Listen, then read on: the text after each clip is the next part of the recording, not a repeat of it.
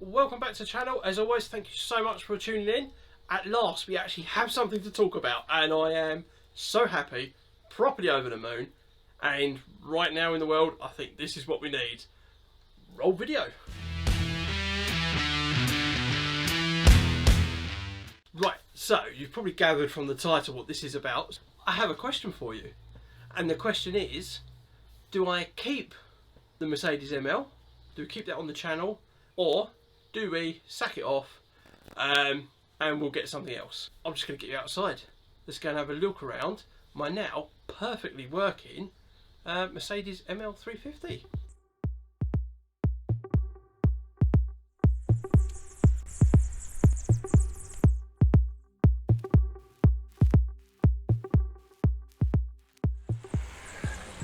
How excited am I?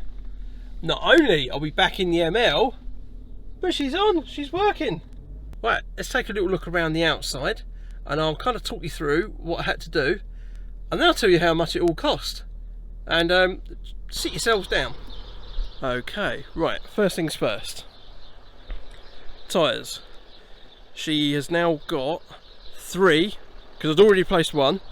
She's got 3 brand new tyres, and 1 that I replaced because I had a puncture, which is actually the opposite rear. So you got new tyres. It had a Mercedes B service, which for anyone who owns a Merc will know just how damn expensive a B service is. It had to have turbo seal done, which apparently is the little bit of tube that connects the airbox to the turbo. It had, I think, no less than 7 system updates on the car. And actually the issue with the engine management light was caused by the fact that the gearbox was out of date. So yeah, go figure. And that's apparently what put it in limp mode. Oh, and the best thing, I think where it kind of went completely dead, the tailgate works again. Magic. She's all been hoovered out, she's super clean. I've given it a wash, as you can tell. Right, now then, aside from all the bits we knew about, something I didn't know about, which have now been fixed. If you can tell, just at the back here, you see roughly where I'm pointing, are the rear shocks. So, where she'd been standing for so long, both the left and the right rear shocks, which are both also airbags, both went. The seals went on them, they were absolutely pissing oil out.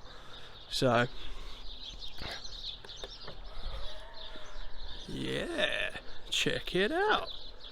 She drives lovely. I drove her back from the garage, whatever you want to call it.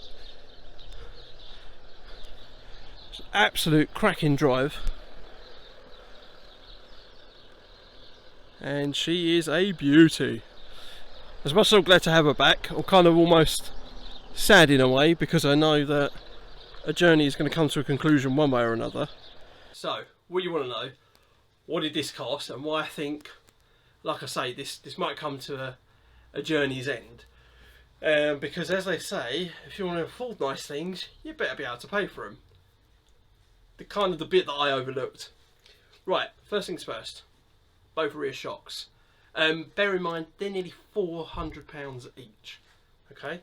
Forget labour. I'm not even putting labour in this, okay? So 2 rear shocks, £400 each. An MOT. So it needed that as well. So it's nearly 50 quid.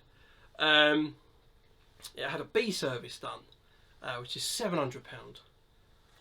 3 21-inch tyres at £190 a throw. So let's just argument's sake call that another 600 quid.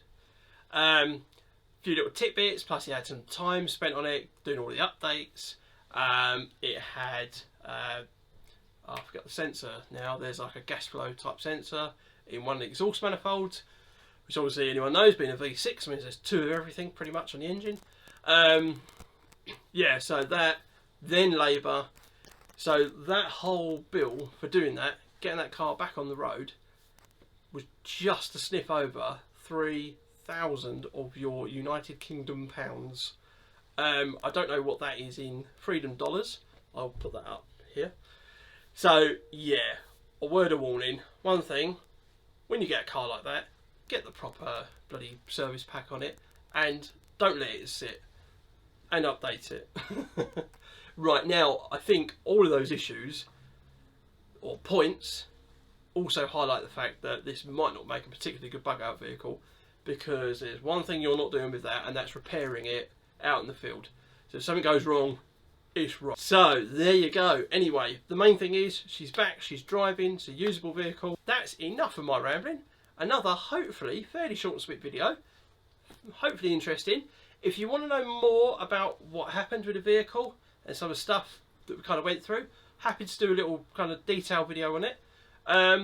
Otherwise, I think I will cut this one off here. As always, like, subscribe, and I will see you on the next video.